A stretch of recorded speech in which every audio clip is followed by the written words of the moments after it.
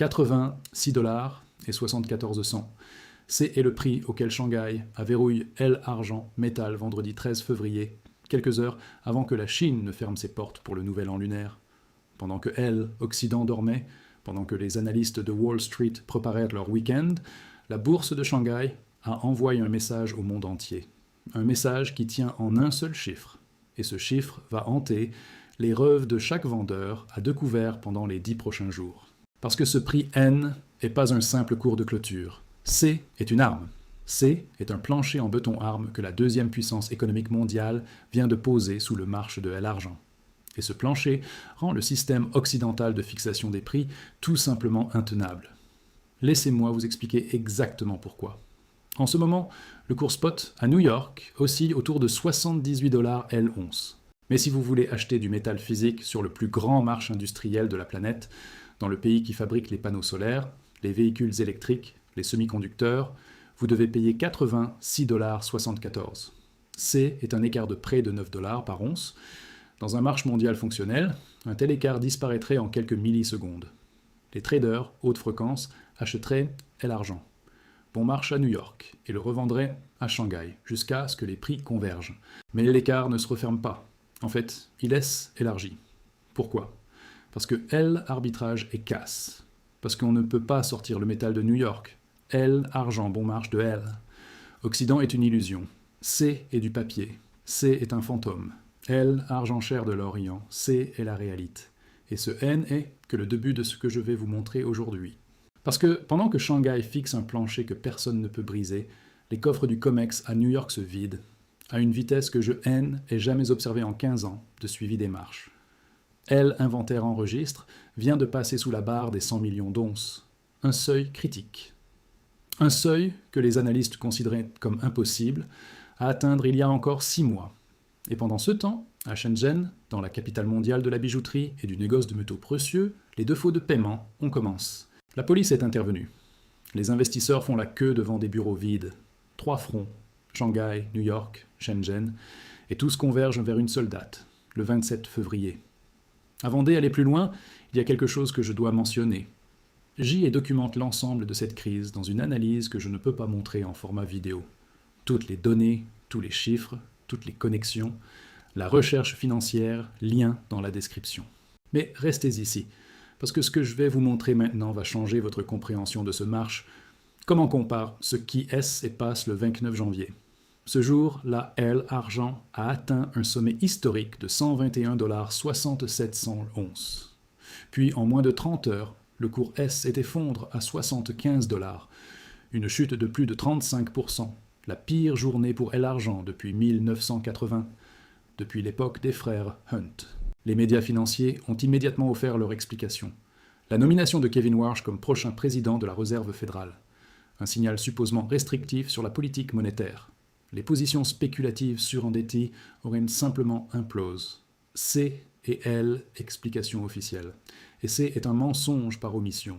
Parce que ce qui est et réellement passe, C est que le CME Group, L opérateur du COMEX, a relevé les exigences de marge à 16,5%. Le troisième relèvement depuis le 13 janvier.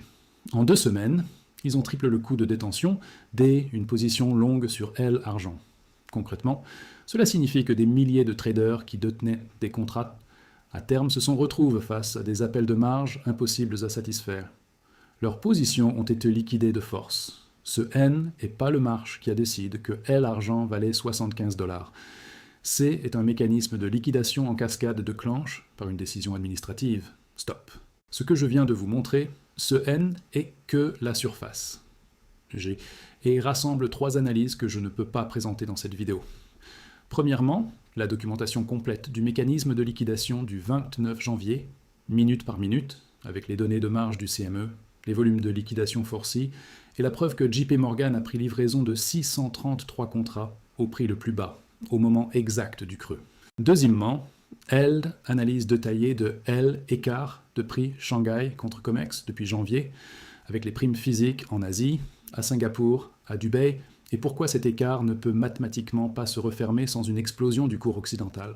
Troisièmement, le calendrier précis de ce qui va se passer entre au jour 8 et le 27 février, jour de premier avis pour le contrat de mars, avec les niveaux d'inventaire, les positions ouvertes et les 3 scénarios possibles pour le marche. 3 analyses. Un access. Pour toujours. Pas de théorie vide, des données au réel, des sources vérifiables, la recherche financière. Lien dans la description. Maintenant, laissez-moi vous montrer pourquoi ce prix de 86 $ à Shanghai est le pire cauchemar du cartel bancaire occidental. La semaine prochaine, à partir de lundi, la Chine entre dans le sommeil. La bourse de Shanghai, la bourse des futurs de Shanghai, la bourse de L-Or de Shanghai, tout est ferme pour le nouvel an lunaire. Du 6 au 23 février, le dragon d'or, 0 volume en provenance d'Asie pendant 8 jours. Historiquement, c'est exactement le moment que les banques occidentales choisissent pour jouer leurs tours les plus sales. Elles adorent écraser les prix quand la liquidité est mince. Elles adorent exécuter ce qu'on appelle un holiday smackdown. Elles sont probablement en ce moment même dans leur salle de conférence, en train de planifier le déversement de milliards de dollars de contrats papier sur le marché pour faire chuter le cours. Mais elles ont un problème de 9 $. Si elles réussissent à manipuler le prix papier jusqu'à 60 $ la semaine prochaine, elles creusent leur propre tombe. Parce que le prix de Shanghai est verrouille à 86,74. Le prix est gelé dans le temps jusqu'à la rouverture du marché. Imaginez le scénario. Occident écrase l'argent à 60 $. Shanghai est assis à 87. écart devient 27 $. Le moment où la Chine rouvre, la seconde où la cloche sonne après les vacances, le 24 février. Que se passe-t-il? Si vous êtes encore là, vous avez compris l'ampleur de ce qui se joue. La question est simple. Voulez-vous seulement ce resume? Ou voulez-vous les 3 analyses complètes, avec les données, les graphiques, les sources, la recherche financière, lien ci-dessous. Continuons. Chaque trader, chaque robot des arbitrages, chaque acheteur industriel en Chine va regarder le prix occidental et voir une réduction de 30 à 40% par rapport à sa réalité locale. Ils ne vont pas simplement acheter.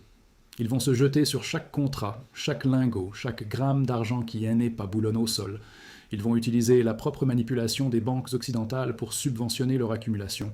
Ils vont drainer le COMEX en une seule matinée. C'est le piège.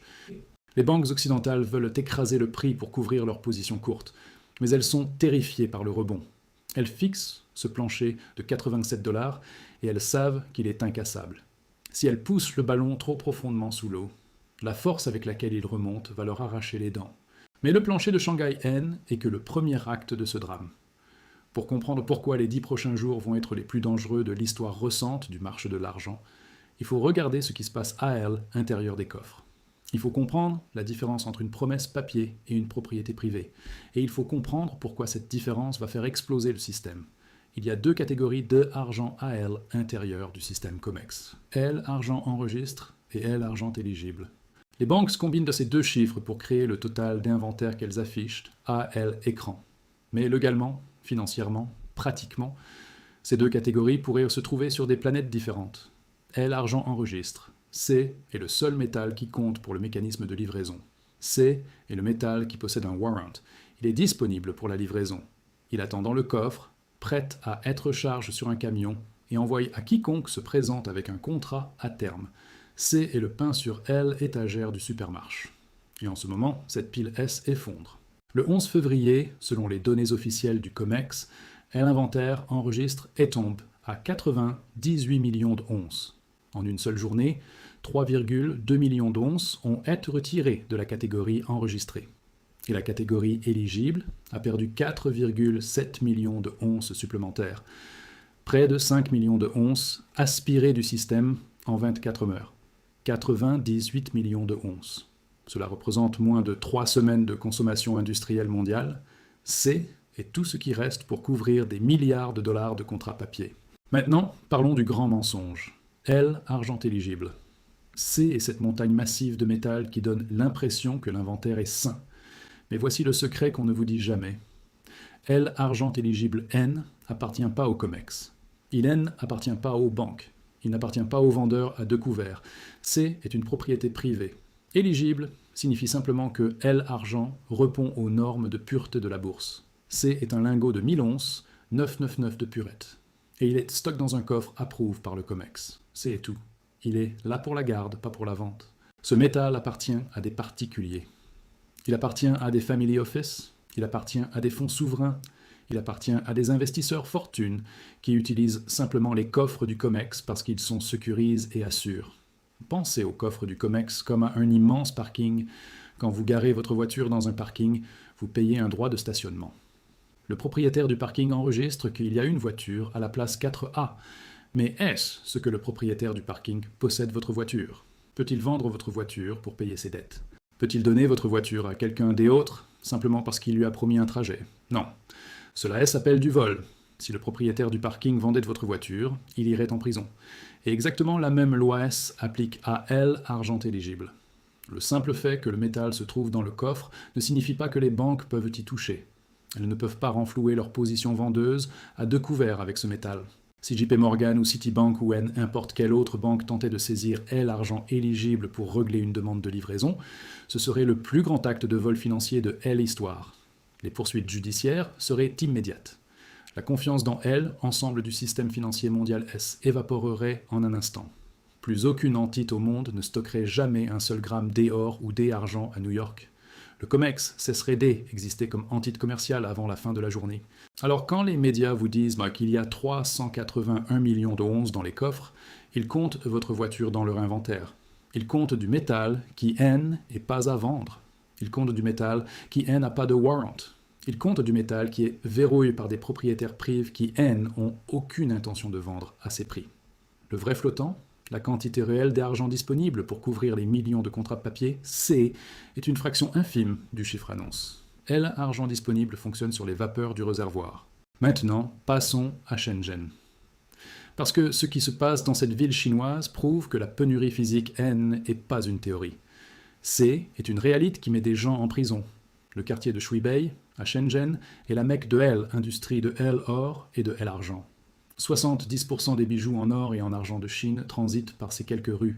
C est un endroit où le métal se négocie habituellement, comme des légumes sur un marché, en quantité massive, avec de l'argent liquide qui change de main chaque seconde. Mais cette semaine, Shuibei est une scène de crime. La plateforme Jiworui, un acteur majeur du marché de Shuibei, est complètement effondrée. Selon le South China Morning Post, les fonds non remboursés pourraient dépasser 10 milliards de yuan, soit environ 1,4 milliard de dollars. Des centaines d'investisseurs se sont rassemblés devant les bureaux de la société pour réclamer leur argent. La police est intervenue pour maintenir l'ordre. Leur modèle commercial exposait exactement la pourriture qui infecte l'ensemble du système financier mondial. Ces entreprises opéraient un schéma appelé tarification préfixée. Voici comment cela fonctionnait. Elles disaient aux investisseurs « Donnez-nous un petit dépôt, peut-être 10%, et nous verrouillerons le prix de l'or ou de l'argent pour vous. Vous pourrez prendre livraison plus tard. » C était en réalité un marché à terme illégal. Elle vendait de l'argent papier au public. Elle prenait les dépôts, les deux multipliait avec un effet de levier allant jusqu'à 40 fois et pariait que le prix resterait stable. Mais la volatilité frappe. L'argent monte à 120 et 1 dollar, puis S effondre à 75. Le levier explose. Et quand les clients se sont présents pour réclamer leurs lingots, le coffre était vide. La société n'avait pas l'argent. Elle ne avait jamais eu. Elle avait utilisé les dépôts pour rembourser les investisseurs précédents. C était un schéma de Ponzi construit sur illusion D, une offre abondante. Les autorités de Shenzhen ont immédiatement réagi. Le bureau local de régulation financière a émis une alerte rouge des urgences. Ils ont ordonné l'arrêt de toutes les pratiques de tarification préfixée, de trading à levier et de règlements diffèrent. Mais voici ce que cette répression signifie réellement pour le marché mondial. Le marché parallèle de Shenzhen était la seule chose qui maintenait le flux physique en mouvement. C était le lubrifiant dans les engrenages. Maintenant que le gouvernement verse du sable dans les engrenages, la liquidité est évaporée. Si vous voulez du métal à Shenzhen aujourd'hui, vous devez payer en espèces. Et vous devez trouver quelqu'un qui possède réellement le lingot. Et devinez quoi? Personne ne vend. Les négociants qui ont encore du stock le gardent précieusement. Ils sont terrifiés à l'idée de vendre aujourd'hui et de ne pas pouvoir se réapprovisionner demain. C est le canari dans la mine de charbon. Si les négociants de Shuibei, qui sont juste à côté des raffineries et des ports, ne peuvent pas livrer de métal, que pensez-vous qu'il se passe à Londres? Que pensez-vous qu'il se passe dans les comptes non à loup des banques occidentales? Elles opèrent exactement le même schéma que Jiworui. Elles vous vendent des contrats à terme avec un petit dépôt de marge. Elles vous promettent du métal qu'elles ne possèdent pas.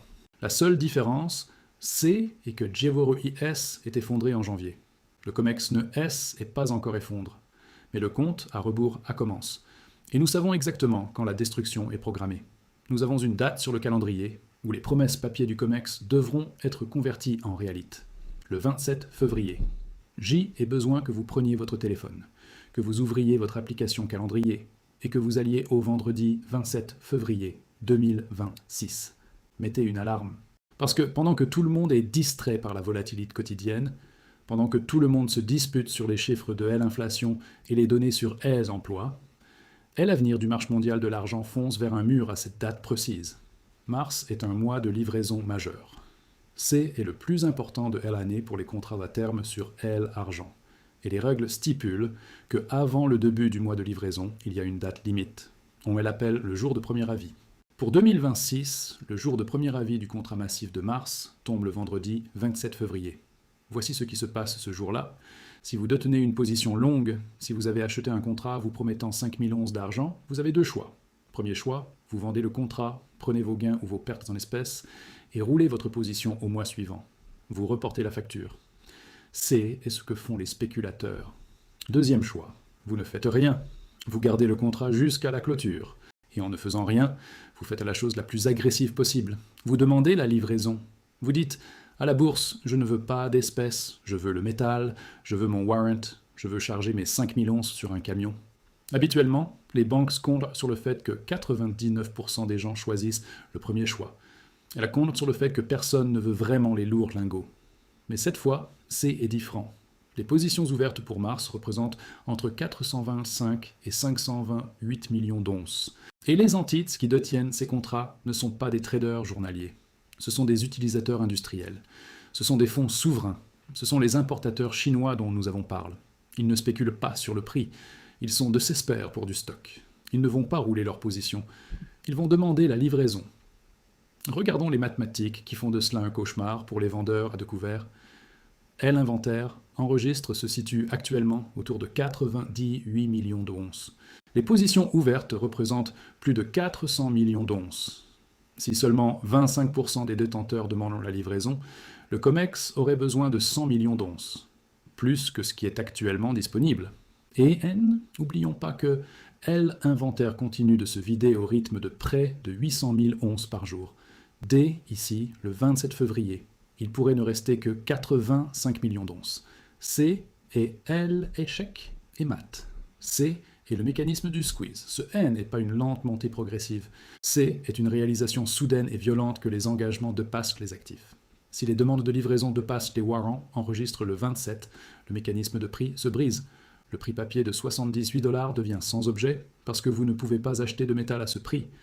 Le vrai prix devient ce que les détenteurs des argents éligibles exigent. 100 $, 200 $, nommez votre prix. Et souvenez-vous de la répression à Shenzhen dont nous venons de parler. Cela prouve que la rareté physique est mondiale. Les banques ne peuvent pas m'appeler Londres à l'aide. Londres est drainé. Elles ne peuvent pas appeler la Chine. La Chine accumule. Elles sont seules dans la pièce avec une facture massive et un portefeuille vide. C'est pourquoi les 2 prochaines semaines vont être si volatiles. Les banques doivent vous faire sortir avant le 27. Elles doivent réduire les positions ouvertes. Elles vont faire chuter le cours. Elles vont répandre de fausses nouvelles. Elles vont menacer d'appels de marge. Elles feront tout pour convaincre les positions longues de vendre et de partir. Mais si les longs tiennent bon, si les longs croisent les bras et attendent le vendredi 27, la partie est terminée. Le schéma papier se brise et L et R de la réalité physique commence. Nous avons atteint la fin de cette analyse. Nous avons exposé le plancher Némésis de Shanghai. Nous avons démontré le mensonge de l'argent éligible. Nous avons suivi les défauts de paiement à Shenzhen. Et nous avons regardé le calendrier en face. Alors voici le verdict. Ne soyez pas surpris si vous voyez l'argent baisser de 3 ou 5 $ cette semaine. Les banques savent tout ce que nous venons de discuter. Elles savent qu'elles sont acculées. Elles savent que les coffres se vident. Et elles savent que pour la prochaine semaine, leur plus grand ennemi, la Chine, est en vacances. Le dragon dort. Le volume sera mince. C est leur dernière chance. Ne tombez pas dans le piège. Un prix plus bas N n'est pas un signe de faiblesse. C est un piège à ours concu pour voler vos positions juste avant l'explosion. Chaque fois qu'ils écrasent le prix en dessous de 87 $, ils ne font que tendre le ressort davantage. Ils créent un écart d'arbitrage si massif que lorsque la Chine rouvrira le 24, la pression des achats sera dévastatrice. Vous vous tenez actuellement dans l'œil du cyclone, les vents sont calmes pour un instant, les médias vous disent que tout va bien. Mais le baromètre chute, les propriétaires des argents éligibles refusant de vendre. Les négociants de Shenzhen font de faux. Et le COMEX est à moins de 11 jours de l'insolvabilité technique. Surveillez deux choses. L, inventaire à New York, et la date du 27 février. L, 1 est la mèche, L, autre, et L, allumette. Et elles sont dangereusement proches, L, une de l'autre. Restez informe, restez prépare. Abonnez-vous pour ne rien manquer. On se retrouve demain avec les dernières données.